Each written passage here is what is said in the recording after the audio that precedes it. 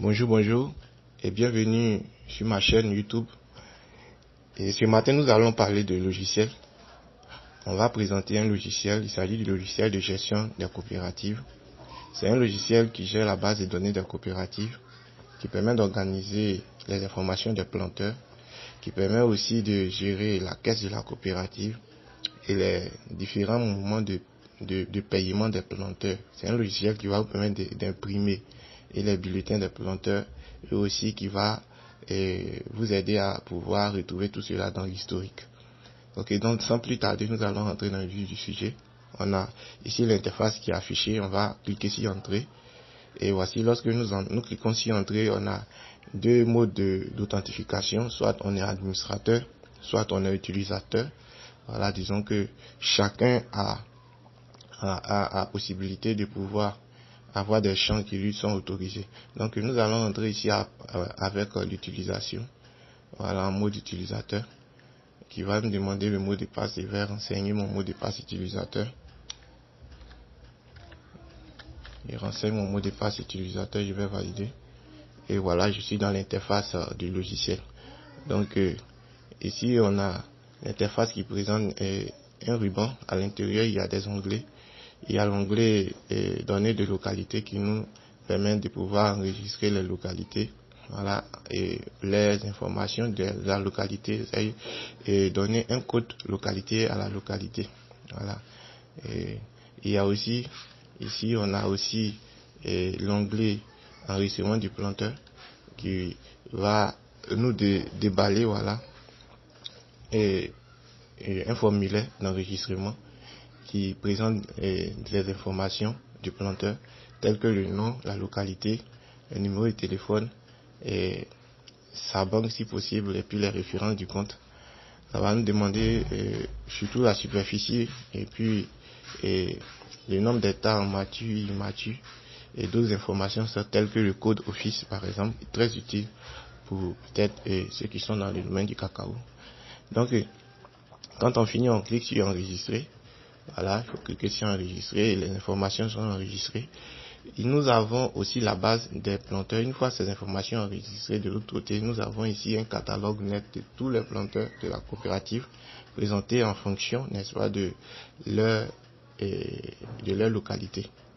Voilà, très important pour pouvoir constituer une base claire et nette de tous les planteurs qui travaillent avec vous. Donc, juste à côté aussi, on a l'espace recherche qui nous donne d'avoir l'historique, c'est-à-dire les états de pesée,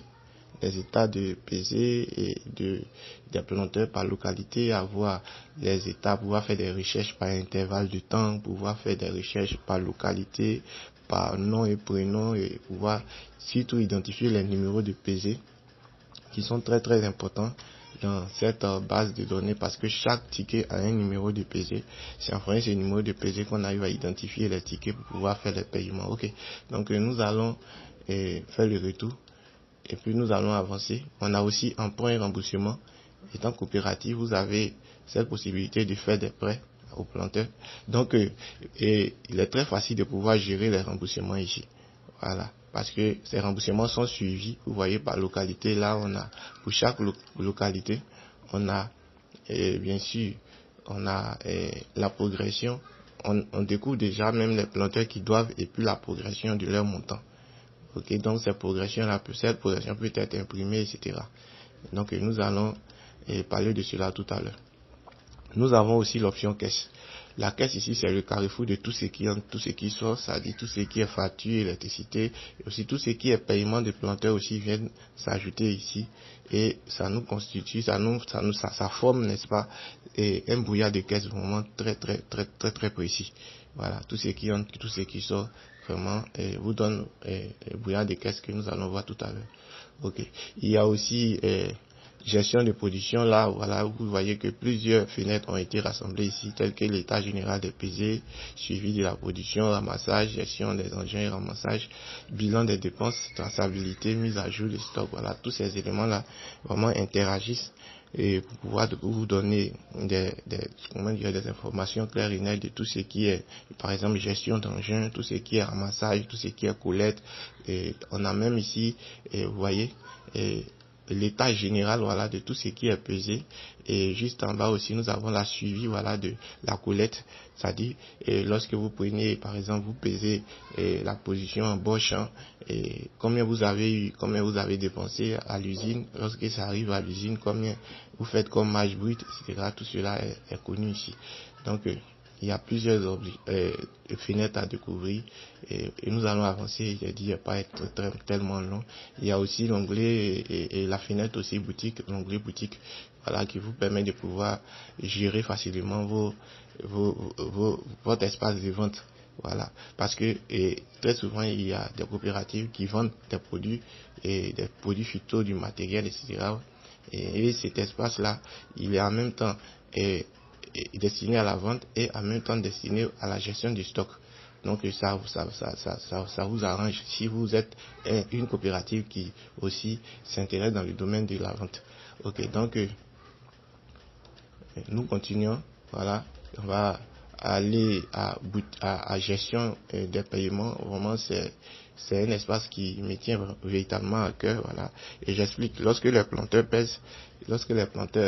ont leurs bulletins qui sont édités, c'est dans cet espace que vous avez possibilité, n'est-ce pas, de pouvoir les payer. Voilà, parce qu'il faut dire que les paiements normalement sont faits en échelon.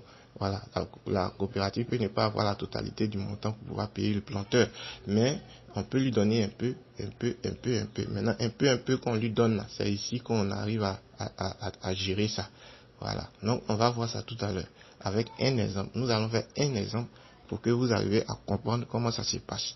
Ok, donc il y a plusieurs éléments. On ne va pas tout présenter, mais on va juste faire l'essentiel pour que voilà, vous arrivez à pouvoir comprendre le logiciel. Donc on a déjà, voilà, on va enregistrer tout d'abord une localité. Bon, je vais mettre par exemple à San Pedro.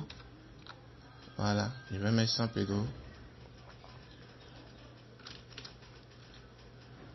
Je vais écrire San Pedro. Voilà. Oh, bon. Voilà San Pedro. Voilà, j'espère que je ne me trompe pas dans l'écriture de San Pedro. Ok, San Pedro. Ok, donc nous allons prendre les trois premières lettres SAN. Voilà. Et comme identifiant de San Pedro, on va enregistrer. Voilà. Et une fois c'est enregistré, on peut observer ça ici. Voilà, vous voyez, on a San Pedro en bas ici, on a déjà une localité qui est enregistrée à Abidjan, qui est déjà enregistrée, on a San Pedro qui est enregistré en bas.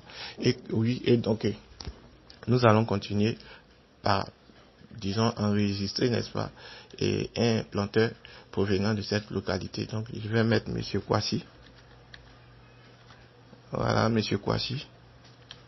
Voilà, Monsieur Kwasi, par exemple.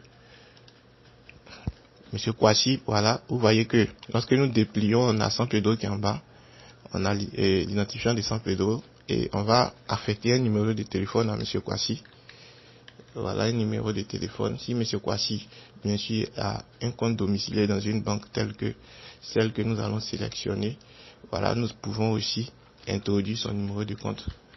Il y a aussi la nationalité qui est demandée, et puis le numéro CNI. On va enregistrer aussi le numéro CNI. On va aussi enregistrer sa superficie qui est un élément vraiment très important. On va mettre 10 hectares. Voilà. Et est-ce que c'est mature? C'est-à-dire, est-ce qu'il y a une quantité, est-ce que c'est en production? Voilà. Et il y a combien d'hectares en production? S'il y en a 5, on va enregistrer les 5. On va, voilà, saisir les 5. Et puis voilà, il va rester immature 5. Donc, on peut affecter un numéro tel que le code office, voilà, du planteur, et valider. Voilà. On va nous demander, voulez-vous enregistrer la saisie? On répond oui. Et une fois la saisie enregistrée, voilà, le planteur est enregistré dans la base de données. Et on peut maintenant exploiter ces informations, n'est-ce pas, pour pouvoir faire ce que je vais appeler un enregistrement de pesée. Supposons que le planteur a pesé, on va cliquer ici, et au niveau du nom, on va cliquer Monsieur Kwasi qui est là, qui s'affiche. On va cliquer sur la localité San Pedro et son numéro de téléphone. qui va nous donner d'ouvrir l'espace jaune qui est juste à côté, nouvel enregistrement, que nous allons cliquer dessus. Et quand on va cliquer sur nouvel enregistrement, ça va nous donner, voulez-vous faire un enregistrement? Nous allons répondre oui, et ça va nous demander de confirmer.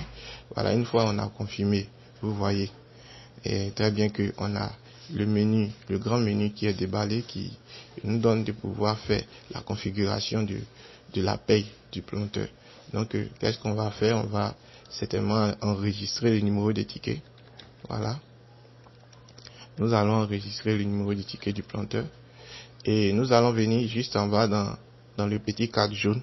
Voilà, cliquer pour pouvoir déballer le prix. On va sélectionner un prix. Voilà. Et nous allons enregistrer le poids. On va saisir le poids.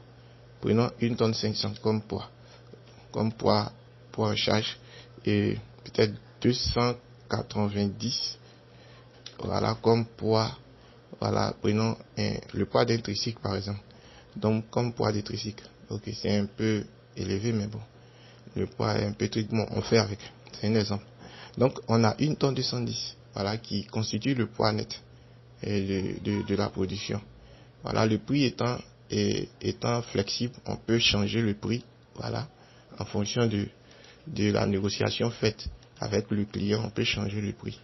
Donc nous allons valider en bas, et une fois c'est validé, qui va nous demander, voulez-vous enregistrer la saisie? On répond oui, qu'on veut enregistrer la saisie. Et êtes-vous sûr de n'avoir rien oublié? On dit oui. Et voici le bulletin qui est affiché. On a le bulletin devant nous. Voilà. Sachez que si vous êtes connecté, si votre ordinateur est connecté à une imprimante, l'impression se fait automatiquement. Voilà. Vous avez l'aperçu du bulletin, mais aussi l'impression se fait automatiquement. Ok. Donc, une fois c'est fait, voilà. Et vous voyez ici, voilà. On peut répéter cette action-là plusieurs fois pour le même planteur. Voilà. Ou bien carrément changer de planteur. Voilà, en cliquant simplement, en déroulant simplement la liste qui est en bas. Ok, donc on va avancer, n'est-ce pas?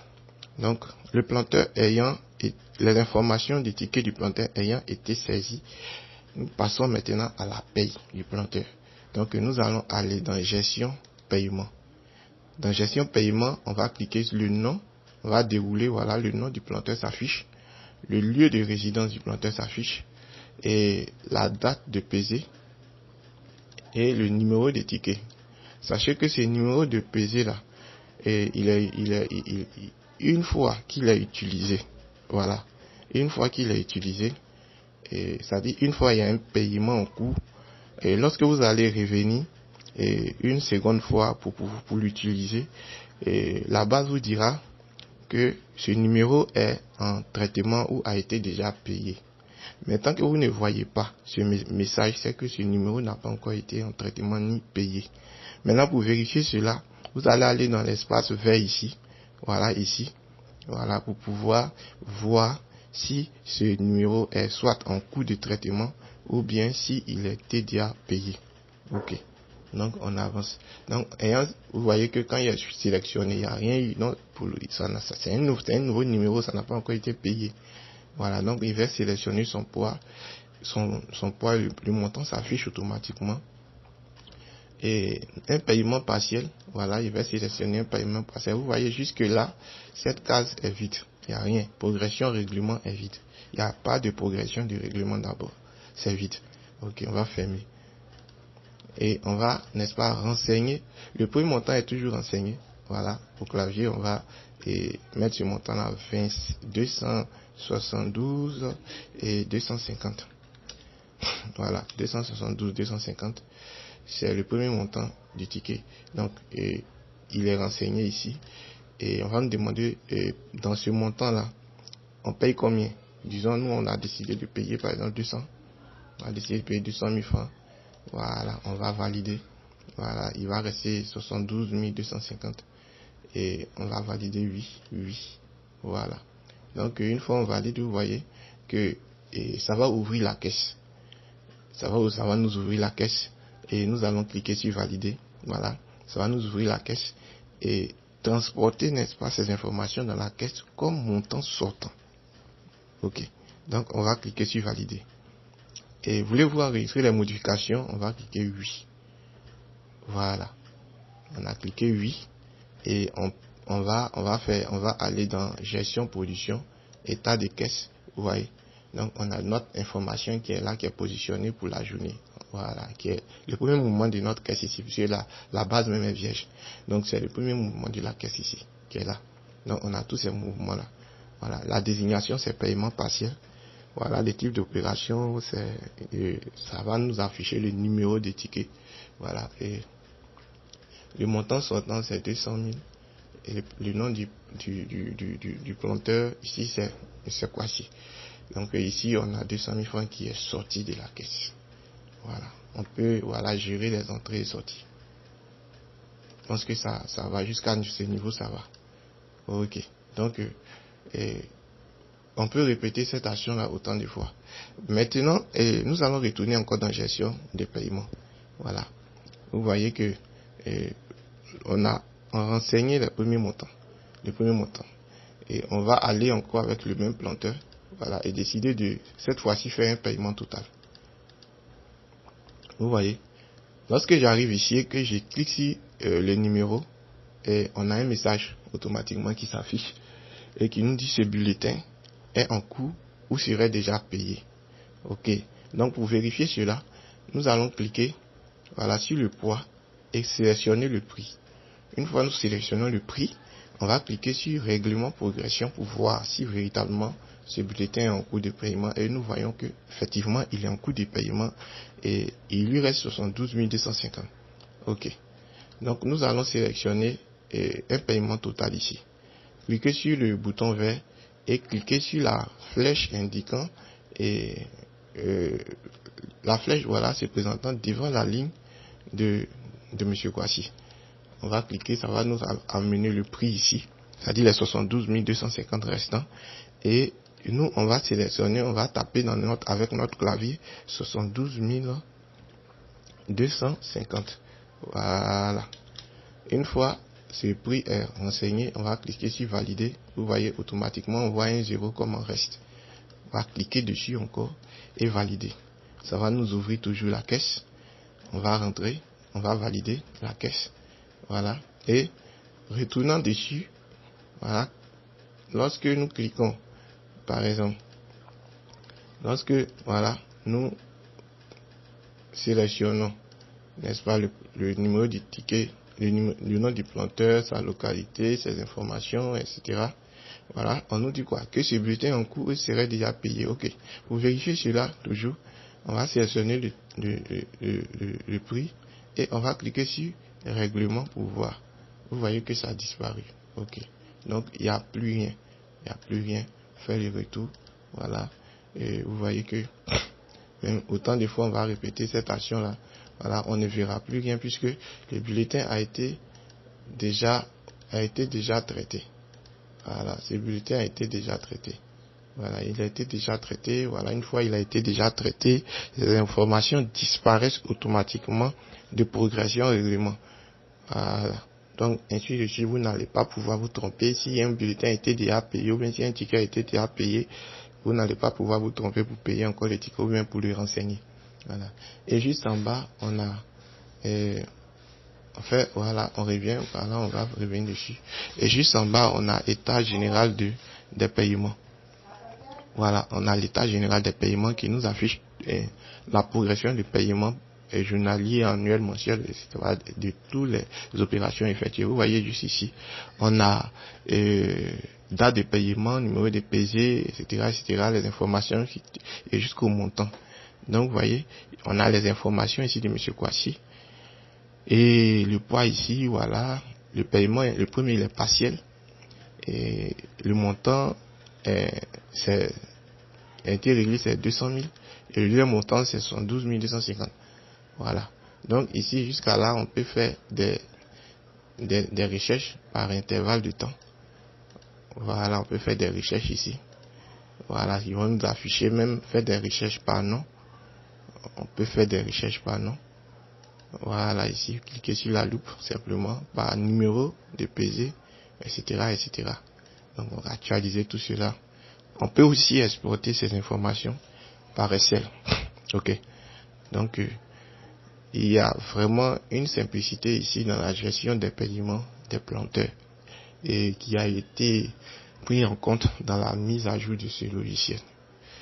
Ok. Donc, moi, j'aime beaucoup le dire, un logiciel, quand il est simple à utiliser, il est vraiment très pratique. Voilà, un logiciel, à quoi bon faire un logiciel aussi compliqué si on peut le rendre beaucoup plus simple. Et quand il est simple à utiliser, tout le monde l'utilise facilement et vraiment ça devient très utile, aux gens, aux sociétés, aux coopératives. Voilà. Surtout que tout le monde au niveau des coopératives n'a pas peut-être le même niveau de compréhension, vraiment, je veux dire, il faut rendre les choses faciles. Voilà. Donc simplement je vais m'arrêter là pour ne pas trop présenter beaucoup de choses. On va s'arrêter là simplement. Voilà, et vous dire vraiment merci. Et vous pouvez me contacter. Regardez juste en bas, en dessous de la vidéo, vous allez avoir le mail. Voilà. Si vous lancez le numéro, que ça ne passe pas, vous m'envoyez un message par WhatsApp. Si voilà, le WhatsApp passe pas aussi, vous m'envoyez un message par mon email. Ok, ciao et à bientôt.